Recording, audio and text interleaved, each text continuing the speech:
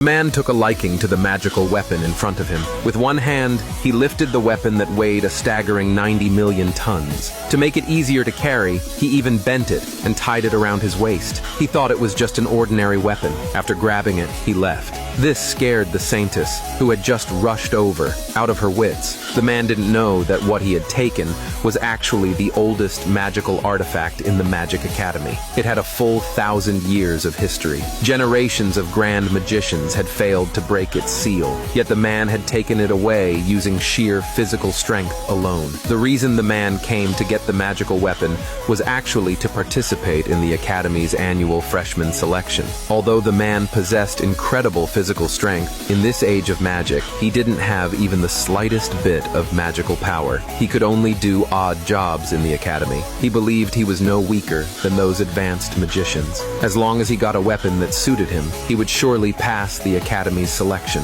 That day, the man and his friend were training in the practice arena. An advanced magician happened to come by. He was displeased, wondering how even a janitor could be allowed to train in the arena. He casually cast a spell to attack the man and his friend. The man's friend couldn't withstand the advanced magician's magic and fell to the ground injured. Seeing his friend bleeding profusely from the beating, he immediately charged forward to avenge him. Just as his fist was about to smash into the advanced magician's face, another hand suddenly stopped his attack. The one who stopped him was none other than the Academy's most authoritative Grand Magician. On the surface, the Grand Magician had caught the man's blow, but only he knew that his palm was trembling slightly. After all, he was the most powerful figure in the entire magic school, with more magical power than everyone in the Academy combined. Yet this man without magic had actually hurt him. He couldn't help but start doubting the man's identity. Just then, the Saintess of the Academy arrived at the arena. She was the judge for this year's Academy selection. She invited the Grand Magician to go to the classroom to watch the selection. Although the Grand Magician had many questions, the selection was also important, so he prepared to leave with the Saintess. Before he left, the man called out to him, asking if he could participate in the selection. The Grand Magician agreed to his request. The man was overjoyed. He went to the armory and picked a weapon that felt just right in his hand, ready to take part in the Academy's selection. That afternoon, the selection officially began. The first round was the test of the magic crystal orb. Each person would inject their magic into the orb. The higher their magic level, the larger the orb would become. Many magicians stepped forward to take the challenge, including apprentice magicians at the lowest level and powerful intermediate magicians. Just then, the advanced magician who had bullied the man that morning stepped forward. He unleashed his magic for the test. The orb grew larger and larger,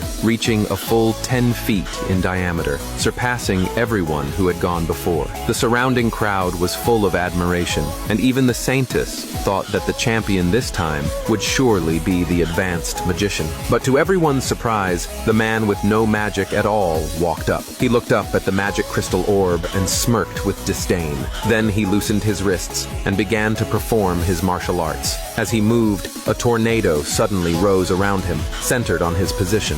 Even the Academy's magically reinforced banners were blown down. The orb above his head swelled enormously, becoming as big as a hot air balloon. Its actual diameter exceeded 100 feet. Faced with such overwhelming power, the Saintess, as the judge, declared that the man had violated the rules. Her reason was that he hadn't infused the orb with magic, but had used a dishonorable shortcut to enlarge it. Even the other magicians refused to acknowledge his strength. They believed that a magicless nobody had no right to compete with them. But the Grand Magician, who had watched the whole thing, didn't agree. Seeing the man's incredible strength, the Grand Magician was deeply shocked. He suddenly recalled an ancient prophecy. Long ago, there was the most powerful god of war in the world. Though he had no magic, his martial skill was unmatched. He was stronger than all archmages combined. Before his death, the god of war had said that in 500 years, he would be reincarnated. And this year marked exactly the 500th year. The man was furious at the Saintess's judgment. He clenched his fists tightly,